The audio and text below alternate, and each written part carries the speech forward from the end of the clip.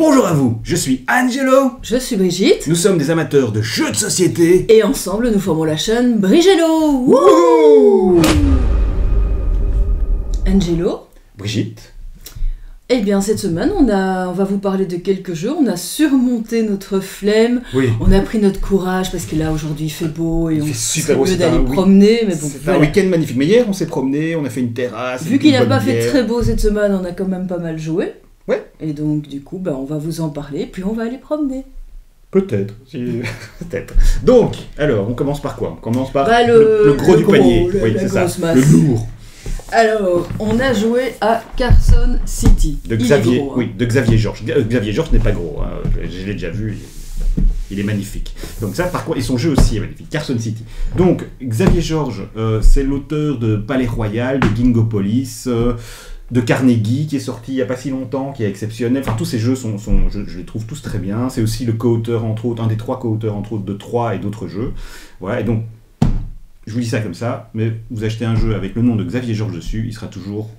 C'est toujours des petites perles, ils sont toujours soignés aux petits oignons. Et donc ça, c'est une réédition de Carson City. Si je ne me trompe pas, c'est un jeu qui est sorti la première fois en 2009. Je l'avais joué à l'époque et il m'avait beaucoup plu. Il est ressorti, je l'avais plu, et donc il y a eu une édition Kickstarter. On l'a fait, il est arrivé, donc à mon avis il va aussi suivre dans les boutiques d'ici pas très longtemps.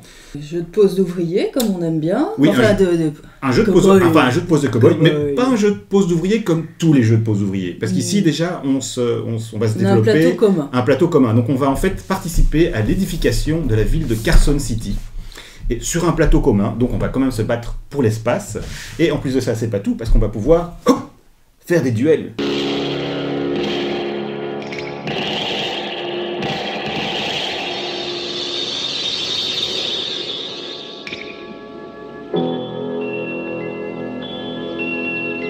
Voilà, et ouais. Pour celui qui veut plutôt une case et l'autre déjà dessus. Voilà, c'est comme tous les jeux de pose ouvrier, enfin, comme tous les bons jeux de pose de cow-boy, donc on va évidemment chacun à son tour poser un cow-boy sur une case pour faire l'action qu'il y a sur la case, que nous propose la case, mais on peut aussi aller poser un cow-boy là où il y a un autre cow-boy, et là à ce moment-là on va provoquer un duel. Et donc là, comment ça va marcher? On va avoir une force, on va dire, pour le duel qui correspond au nombre de meeples qu'on n'a pas encore utilisé, au nombre de revolvers, et puis on va lancer un dé. Voilà, et on va lancer un dé, et là il peut y avoir des duels pour savoir qui va utiliser l'action en question. Et donc, qu'est-ce qu'on fait dans ce jeu avec les différentes actions? On pose des ouvriers. On pose des cow-boys. Oui. Des cow-boys, quoi.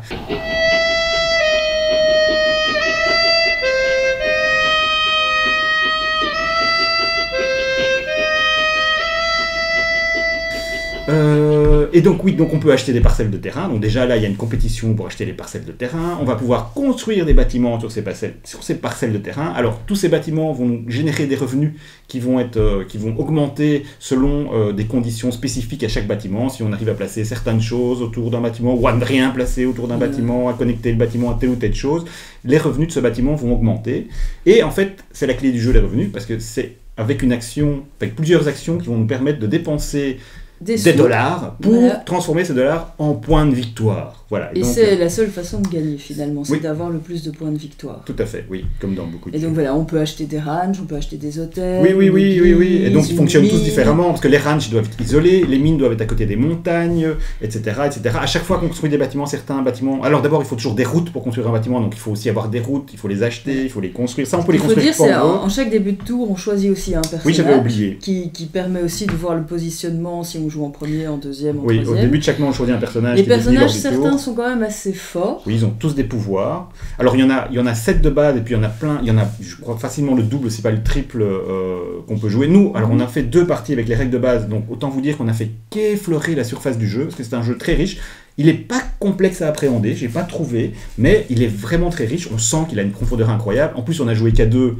Et là aussi, même si on a déjà une concurrence sur le plateau central, dès qu'on va jouer à 3 ou 4, ça va vraiment on va se regarder vraiment les yeux dans les yeux, et les duels vont fuser dans tous les sens. Les duels, on peut aussi les utiliser pour placer les cow-boys, pour piller les bâtiments des autres, et pour avoir la moitié des revenus, voilà. Etc. Donc c'est vraiment un jeu excellent. Ouais. Alors la nouvelle édition... Une des cartes personnages permet d'avoir un cowboy, enfin d'avoir le shérif, donc oui, un aussi, personnage en plus qui nous défend. On peut pas faire un duel là, sur une case. Enfin, je ne sais plus très bien. Je vais pas dire de bêtises. Voilà. Mais donc c'est un jeu vraiment très riche, exceptionnel, parfaitement édité par alors je ne sais jamais prononcer le nom de cet éditeur, c'est Quinet Game, et donc il a été publié pour la première fois par cet éditeur, il est toujours édité par cet éditeur, toujours soutenu par cet éditeur. Moi je me rappelle, j'avais été à Essen, il y a un chat qui joue avec un papier, ça doit s'entendre, c'est abominable. Mais c'est pas grave, c'est Zoro qui joue avec un jouet. Et donc, j'avais été à Essen lors de l'année de sa sortie, et le stand ne désemplissait pas, quoi. Donc c'était vraiment un succès. Et le matériel est très beau. Le matériel est très beau. Alors nous, évidemment, on a tout le bidule avec les pions en bois, etc. Mais encore une fois, c'est pas ça qui va vous empêcher de jouer. Si à la place d'avoir une montagne en bois, vous avez une tuile en carton avec une montagne dessinée dessus, ça revient au même. Et on a joué quoi, une demi-heure, 3/4 d'heure? C'est pas trop long. À 2, ouais, je dirais 1 heure quand même. À 2, oui, ouais, on a joué. C'est pas si vite alors. Oui, c'est passé vite. Ouais, voilà. Donc, vraiment très bien. Oui. C'est un must. Carson City. Et on va le rejouer. Hein. Moi, j'espère qu'on le rejouera en tout cas. Voilà. Donc, merci à Xavier Georges pour tes jeux. C'est toujours génial. Un plaisir. Bon, en plus de Carson City, on a joué à un deuxième jeu, et beaucoup plus que ça, oui. On a joué à Forêt Mixte, c'est pas facile à dire, hein. Forest Shuffle en anglais. Ils auraient dû garder ce titre-là, oui, Forest Shuffle. Parce que Shuffle, ça veut dire mélanger les cartes, mais ici, Forêt Mixte, bon, on mixte les cartes, je ne sais pas. Bref, donc on l'avait découvert chez Mathieu, on l'a joué à 3. Tout à fait, et moi il m'avait bien plu. Oui. Et donc là, en fait, on est notre week-end en France, et puis il y avait la petite extension qui venait de sortir, Alpes. On a acheté, pas dans les Alpes, mais en Côte d'Opale. Qu'on a finalement tout de suite mélangé au jeu. Donc voilà, ça apporte des cartes supplémentaires, je pense qu'il y a une espèce d'arbre en plus, mais voilà. Un lièvre en plus. On a tout de suite joué avec ça. Donc, qu'est-ce que c'est Forêt Mixte? Je pense que tout le monde sait ce que c'est maintenant, Forêt Mixte. C'est un pur jeu de cartes combo, c'est-à-dire qu'on va simplement acheter des cartes, donc à son tour, soit on va piocher 2 cartes, soit on va jouer une carte en payant son coût, et son coût c'est quoi? C'est des cartes. Donc une carte coûte 2, il faut payer 2 cartes qu'on va mettre au milieu de la table, et donc ces cartes-là vont être disponibles aussi à la pioche pour les joueurs suivants, etc.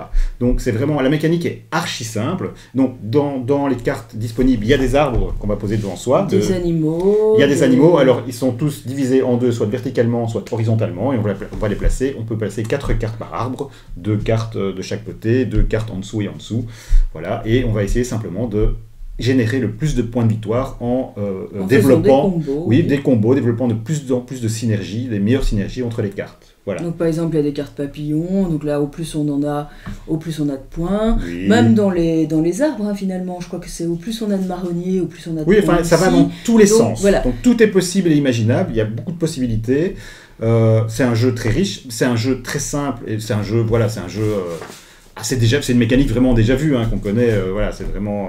mais ça fonctionne très bien. Voilà, à savoir que la défausse comporte 10 cartes maximum, donc si on vise à un arbre de la défausse, on a intérêt à se dépêcher, parce que après la 10e carte, il s'en va. Oui, alors moi je l'aime bien ce jeu, toi tu l'aimes beaucoup, moi je dirais que je l'aime bien, j'adore y jouer, je refuse pas d'y jouer. Il me frustre un peu parce que je trouve qu'il manque une dimension à ce jeu, parce que le jeu c'est vraiment juste piocher des cartes, jouer une carte, il n'y a pas d'autres mécaniques. Avec ça, il y a beaucoup d'autres jeux de cartes combo où il y a des mécaniques en plus, des choix de personnages, des majorités à obtenir, je ne sais pas, des courses à l'objectif, etc. Ici, c'est vraiment purement à plat. On pose des cartes et on essaie d'avoir le plus de points possible. Alors ça fonctionne très bien. On peut quand même embêter son partenaire parce que moi je sais que je n'ai pas défaussé des papillons parce que c'était ceux qui te manquaient. Oui, je ne voulais pas que tu aies plus de points. Elle est terriblement vicieuse quand on joue, c'est horrible. Et donc voilà, moi je l'aime bien. Le seul petit truc, c'est que ça prend de la place. Et alors le fait de mettre les 4 cartes, voire plus, parce que tu dis on peut en mettre 4, mais c'est vrai qu'on peut parfois on peut mettre des lièvres supplémentaires, des crapauds. Et donc là, le truc, c'est les cartes bougent un peu, voilà, c'est pas si évident que ça. Tenir tous les arbres en main aussi. Donc on a droit à 10 cartes maximum. Le problème, c'est la visibilité. Moi, je vais pas y jouer quand je suis fatigué à ce jeu, parce que ça me demande une grande concentration. Donc on a des informations à gauche, à droite, au-dessus et en dessous. Et on peut avoir jusqu'à 10 cartes en main, et donc à un moment donné, moi j'ai essayé différentes techniques, j'ai essayé parfois de mettre des cartes à l'horizontale comme de façon mémotechnique. J'ai aussi essayé d'utiliser un porte-carte. Le problème, c'est quand je glisse les cartes dans le porte-carte, les informations qui sont dans le bas de la carte, je les vois plus. Donc c'est mieux de les prendre en main, mais c'est très fatigant à ce niveau-là.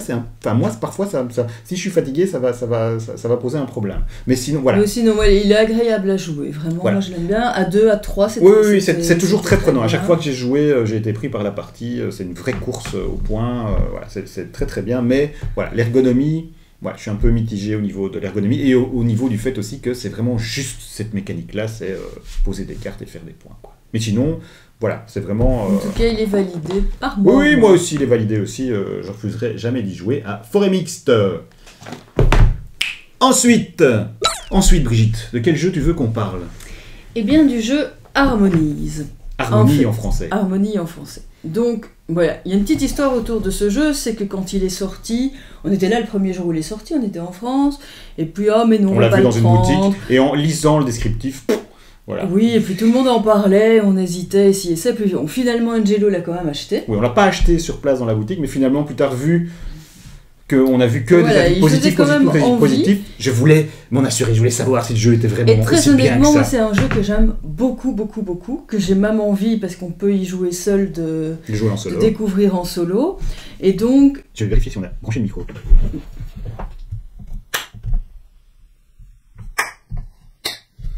Il est débranché. Voilà.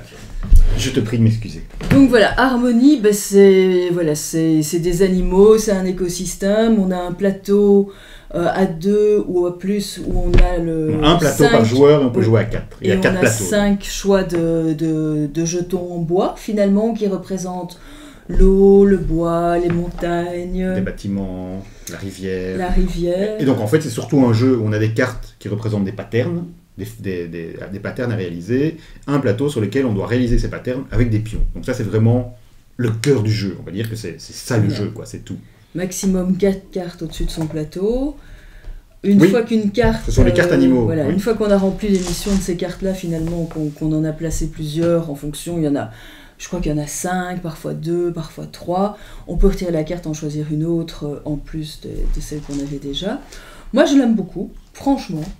Donc, voilà, les pions en bois sont là. Ça, il faut dire que le matériel est impeccable. Ouais. Donc l'édition est absolument parfaite. C'est beau. Alors c'est beau, mais c'est aussi consensuel. C'est un peu dans l'air du temps. Hein. C'est tout mignon, tout joli. Donc ça va plaire à tout le monde. Mais c'est comme ça qu'ils vont en vendre des palettes.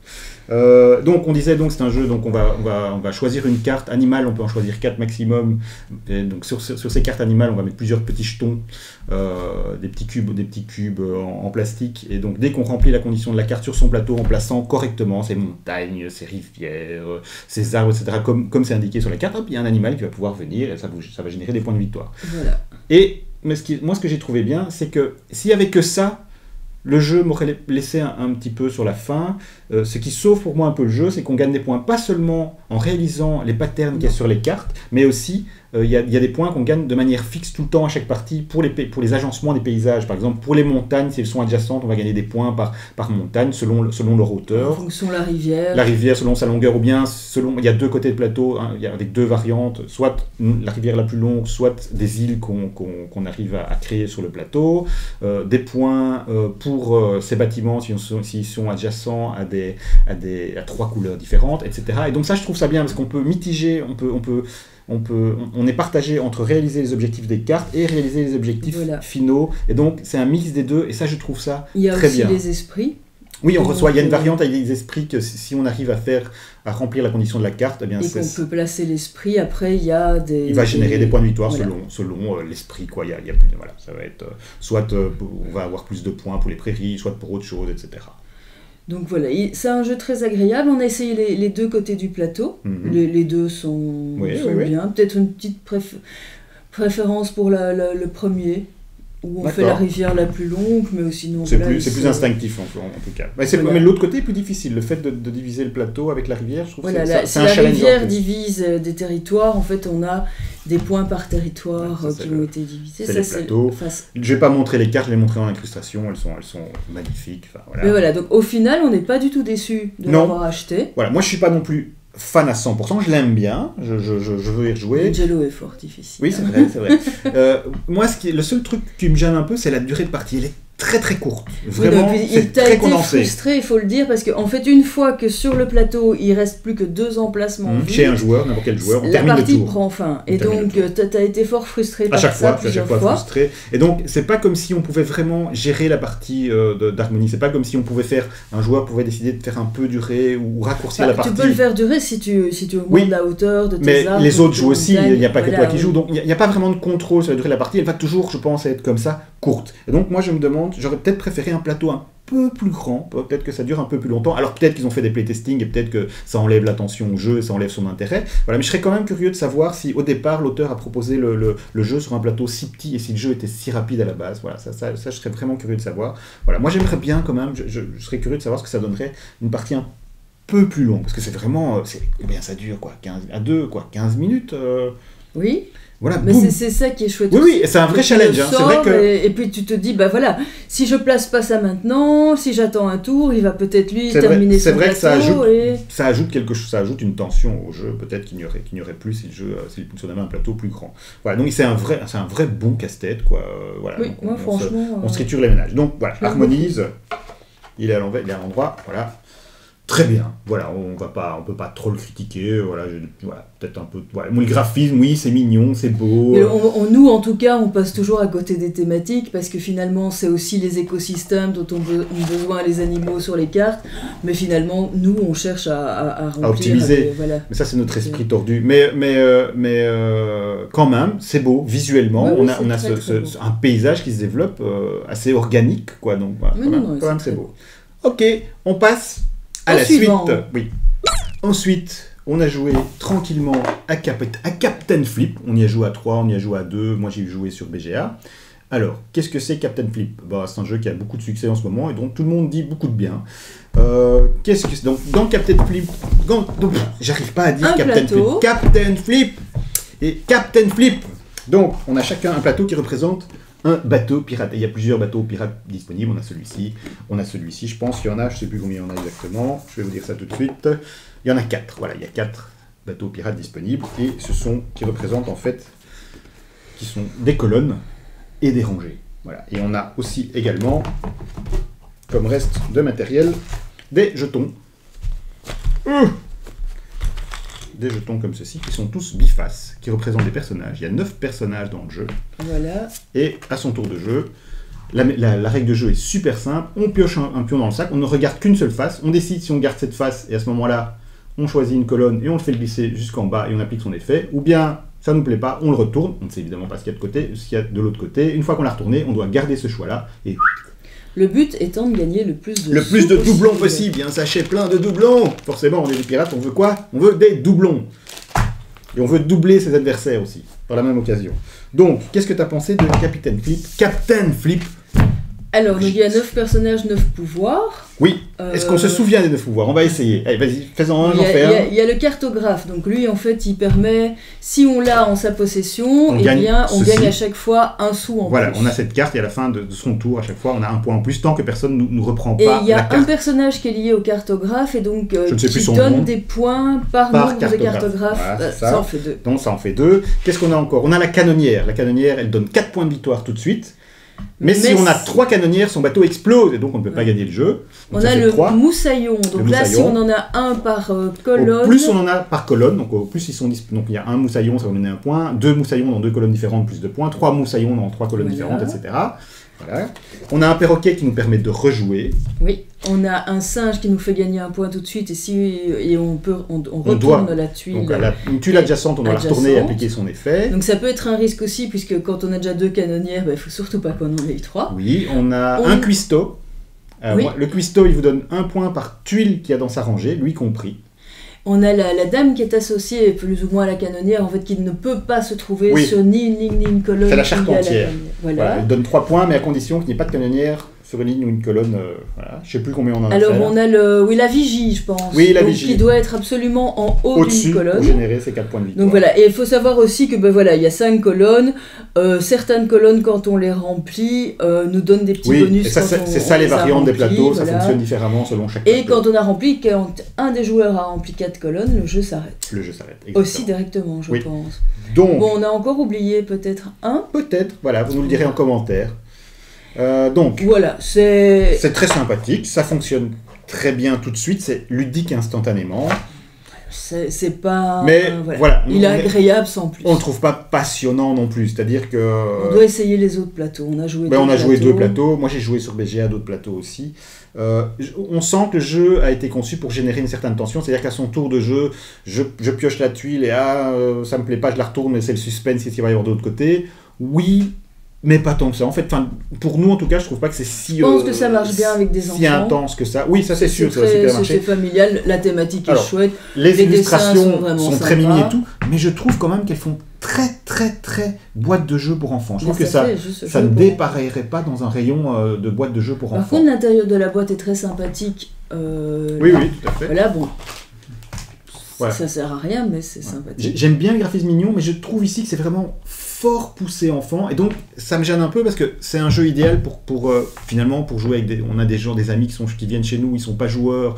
Bah, je peux leur faire jouer un jeu très simple, celui-là il s'explique en 30 secondes et voilà, mais je pense que si je leur montre la boîte comme ceci, oulala, ils vont se dire il est bien gentil Angelo, mais il veut vraiment nous faire jouer à ce jeu-là. Mais voilà, il est agréable, il n'est pas acheté. Et non. Mais voilà, moi il ne me passionne pas plus que ça, curieusement. Je sais que tout le monde adore, donc c'est pas grave si nous on n'est pas trop plus fan que ça, mais voilà, j'ai pas plus l'envie que ça de m'y remettre. Quoi. Non, et pourtant, après quelques parties. Oui, c'est ça, je sais pas.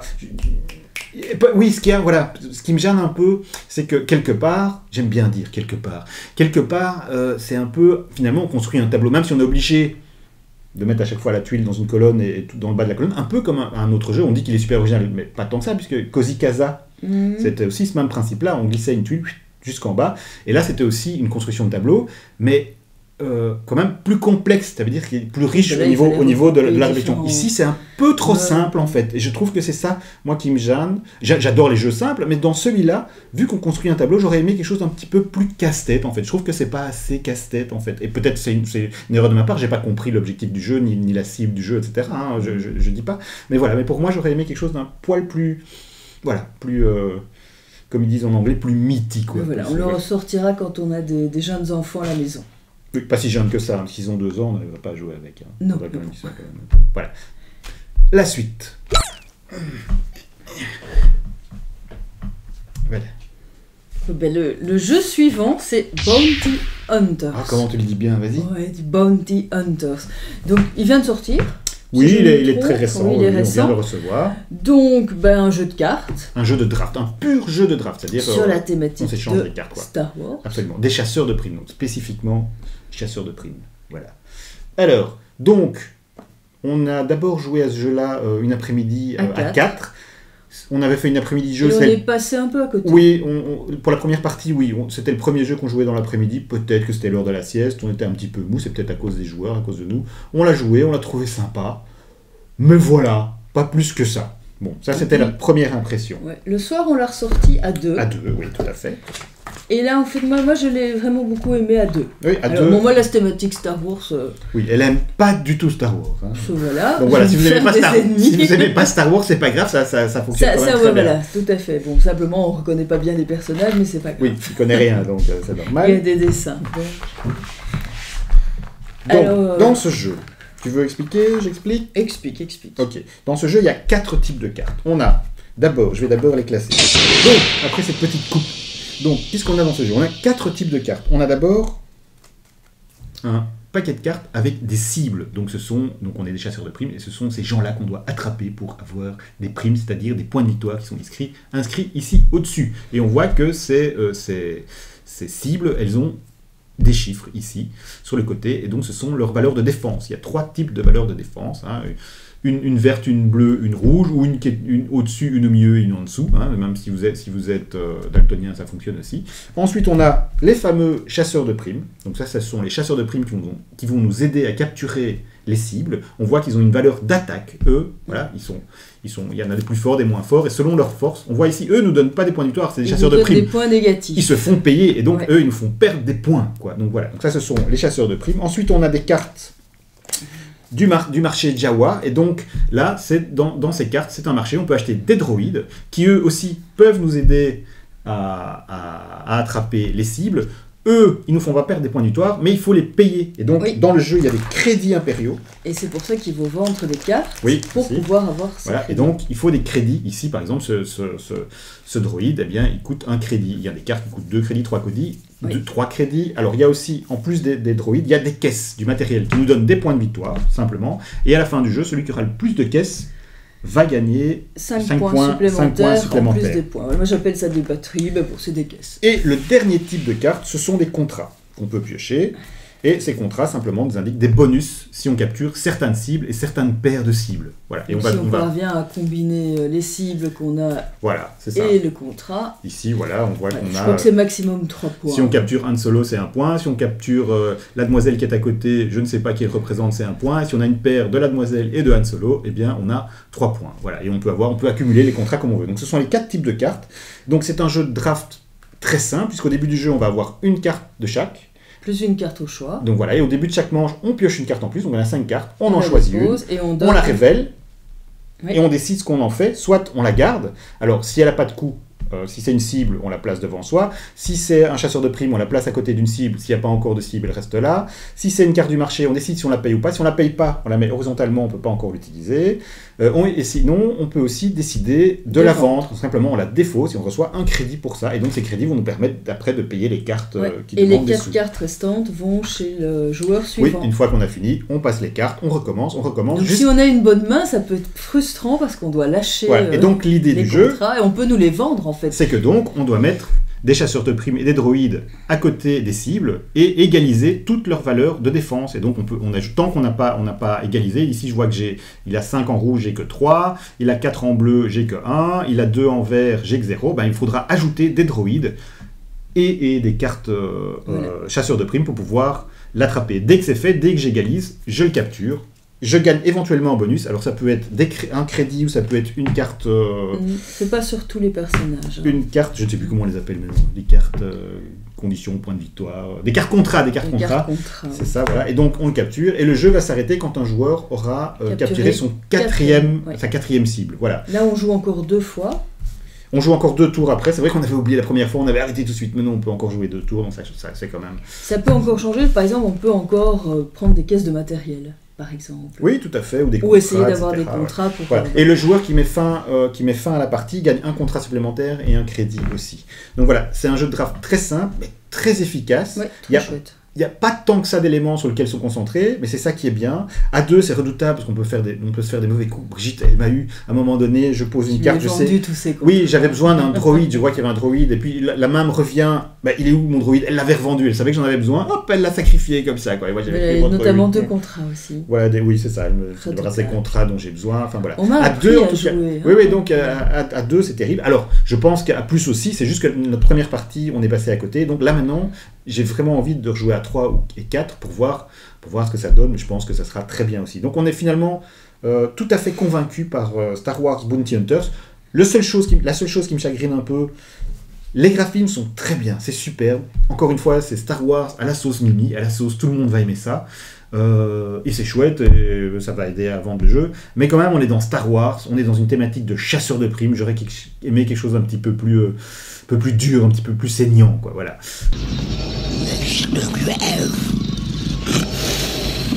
Sir, we have a priority signal from the Star Destroyer Avenger. Right. There will be a substantial reward for the one who finds the Millennium Falcon. You are free to use any methods necessary, but I want them alive. No disintegrations. As you wish.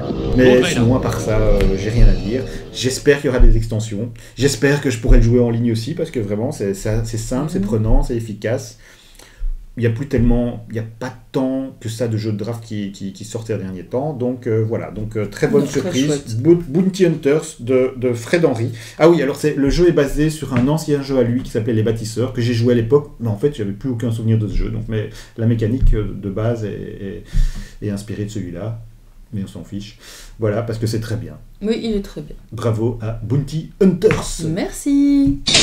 Bien, comme je savais qu'on allait jouer à Bounty Hunters, qui était un jeu sur la thématique, je remets bien mon coussin, sur la thématique Star Wars, je suis monté au grenier et j'ai été chercher une vieillerie de Rainer Knizia. Voilà, une boîte comme ceci.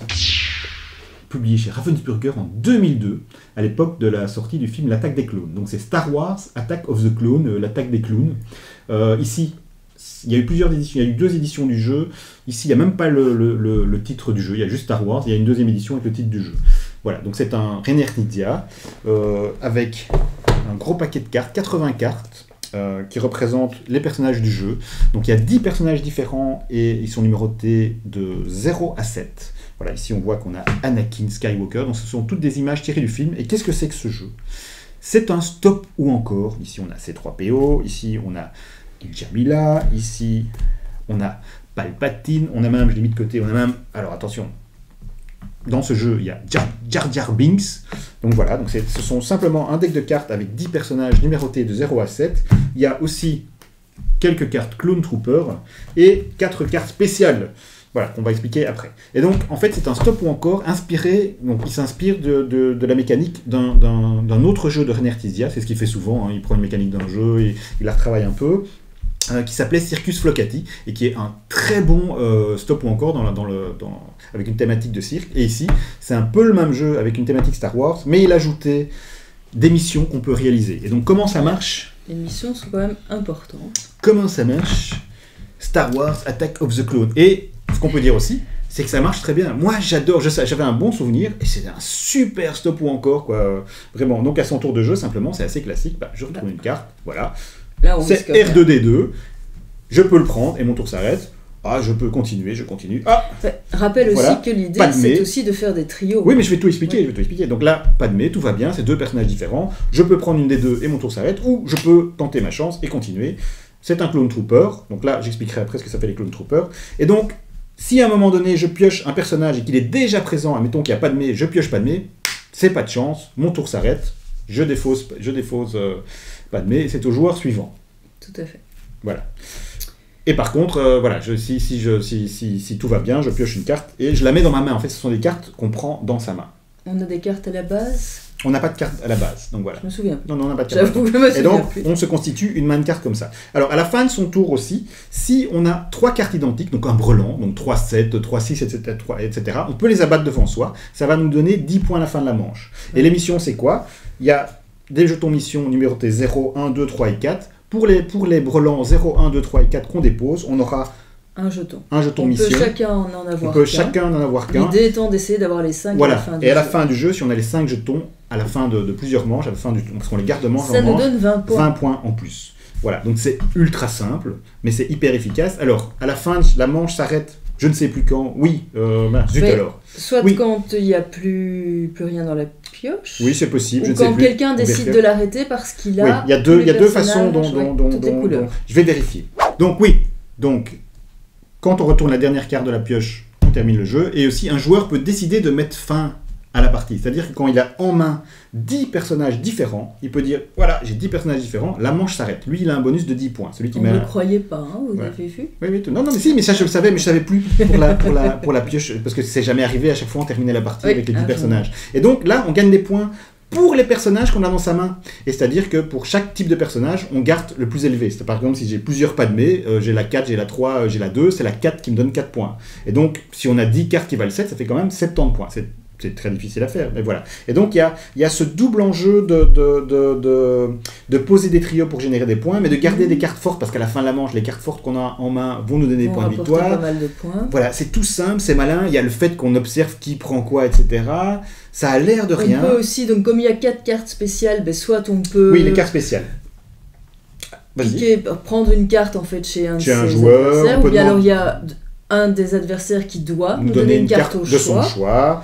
Il y a une carte joker qui nous permet d'être joué tout de suite avec 2 autres cartes pour déposer un trio. Si on ne le fait pas, elle est défaussée. Et une qui permet de prendre une des cartes. Qui nous oblige à ramasser une carte. Alors, je suis pas... Là, c'est le seul truc sur lequel je suis un petit peu mitigé, c'est les cartes actions. Oui. Oh, je te pique une carte, voilà, bon... Ça peut aider, oui, mais... ça, à mon avis, on les enlève, ça fonctionne très bien aussi. Mais ça ajoute un peu de piment. Pour avoir des trios, et c'est vrai pour... Et de l'aléatoire. Voilà, prendre une carte chez son concurrent. Oui. En fait. Alors, moi j'aime. Alors, c'est des photos du film, mais c'est quand même, l'air de rien, super kitsch. Moi je trouve ça super kitsch, quoi. Voilà.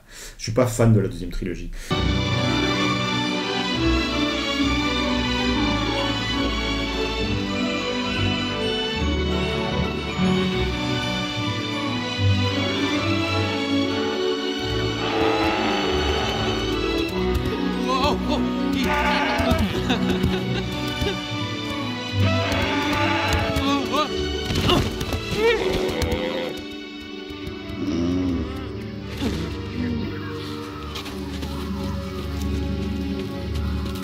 Voilà, donc j'adore ce jeu. Je trouve Oui, qu'il est il était vraiment. sympa On aussi. peut jouer avec tout le monde. En fait, il est aussi chouette que l'autre, finalement. Les C'est très deux Star différent. Wars qu'on a Oui, joués oui, sont oui.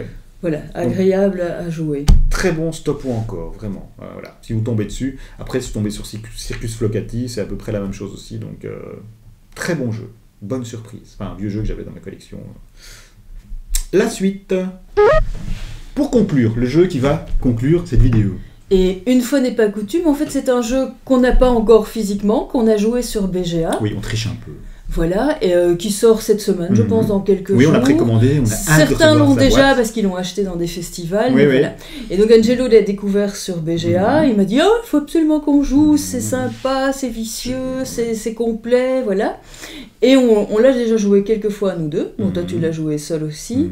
Et enfin avec d'autres adversaires, et donc bah oui, effectivement, on compte bien l'acheter. Quel est le nom de ce jeu? Eh bien, ce jeu, c'est Flowers. Voilà, Flowers. Voilà. Moi, j'attendais rien quand j'ai vu que c'était un jeu avec des cartes simplement, avec des couleurs, des numéros, et qu'on développe un tableau personnel avec ça. Je me suis dit, aucun intérêt. 4 ou 5 couleurs. 4 couleurs. 4 couleurs, numérotées de 1 à 4. Voilà. Et en fait, si, le jeu est... Et moi je le trouve génial, avec rien, voilà, ils ont fait un truc, mais qui fonctionne du tonnerre, je trouve qu'il est prenant. Alors oui, on joue dans son coin, il y a 2 pioches, enfin il y a 3 pioches, 2 visibles et une cachée, on pioche dans une des pioches visibles ou dans une des pioches cachées. Je ne sais pas montrer le matériel de jeu, je mettrai des images de BGA. Voilà. Et on prend cette carte, on a déjà une carte qu'on a reçue au hasard au début du jeu, et on les place adjacentes à d'autres cartes. Voilà. Et donc, l'astuce, c'est que les cartes chiffrées, la condition pour les poser... Enfin, eh bien, si c'est un 1, il peut y avoir que 1, 1. Ouais, si c'est des 2, bah, il peut y avoir 2, 2, mais si on a un troisième 2, bah, c'est foutu. Ils doivent appartenir à un groupe de 2, il peut pas... Voilà, 3, 3, 4, 4. Voilà. Si les conditions ne sont pas respectées, à la fin du jeu, par exemple, tous les 4 qui ne sont pas dans un groupe de 4 exactement, ils seront retirés du jeu et nous donnent un point en moins. Voilà. Donc ça, c'est déjà la première chose. On peut aussi viser les couleurs. On doit viser les couleurs pour gagner des points. Vas-y. Alors, les couleurs, bah, il faut avoir 5 cartes minimum de même couleur. Et donc ça c'est pas toujours évident parce qu'on doit faire attention parce que oui on va mettre la jaune là mais flûte alors on a mis un 3, on avait déjà 3-3 donc ça fait 4-3 donc c'est pas si évident non plus donc parfois on prend dans la pioche du hasard parce qu'il n'y a pas du tout ce qui nous plaît dans les 2 autres pioches donc ouais, moi je trouve ça un jeu très chouette, très malin en fait, très retors. Alors et pour malin l'instant moi rien. je trouve que c'est super parce que BGA calcule lui-même les points, que ce serait peut-être plus compliqué quand on l'aura en physique. C'est un point, à chaque fois qu'on a un groupe d'au moins 5 cartes, c'est un point par carte, et puis toutes les cartes qu'on élimine parce qu'elles ne remplissent pas les conditions, c'est moins 1 point. Il y a aussi des petits papillons de temps en temps dans le coin, donc on a un papillon jaune, et si on arrive à placer cette carte à côté d'une carte jaune, on aura un point pour ce papillon jaune, à condition que tout fonctionne, que ces cartes-là ne soient pas éjectées à la fin du jeu. Tout à fait. Oui. Donc, vraiment une très bonne surprise, même si c'est chacun dans son coin, même s'il y a aucune interaction, j'adore y jouer. Alors, il ne faut pas y jouer tout le temps, parce qu'évidemment, c'est un petit jeu, on peut s'en lasser, mais je le trouve... C'est un petit quart d'heure, je pense. Oui, c'est ça, et je le trouve exceptionnel. Ah oui, à savoir aussi qu'on peut aussi, on a la possibilité de jouer une carte sur une carte déjà jouée, donc ça peut nous sortir, si on a fait une erreur, ça peut nous sortir d'un mauvais pas. Voilà. Ça, je ne savais pas au début, en fait. Ça se joue jusqu'à 4 ? Je pense que ça se joue de 1 à 4, oui. Et donc, un petit jeu excellent. Une chouette découverte, on attend d'avoir vraiment la boîte en physique pour voir ce que ça donne. Voir ce que ça donne, oui. Donc, très bien, Flowers, nous, on valide, mais vraiment très fort. Pour l'instant, c'est le petit jeu qu'on joue sur BGA. Le soir, avant d'aller se coucher, on fait un petit Flowers, quoi. Voilà. Et donc voilà, c'était quand même finalement 7 jeux qu'on a joués cette semaine. Oui, l'air de rien, et même peut-être plus, mais voilà, ça serait trop long sinon. Merci à vous d'avoir regardé cette vidéo. On se retrouve, on ne sait pas trop quand, normalement dans une semaine, peut-être dans 2 semaines. De toute façon, ce qui est sûr, c'est qu'on va continuer à jouer à des jeux, et on vous dit... À bientôt. Ciao.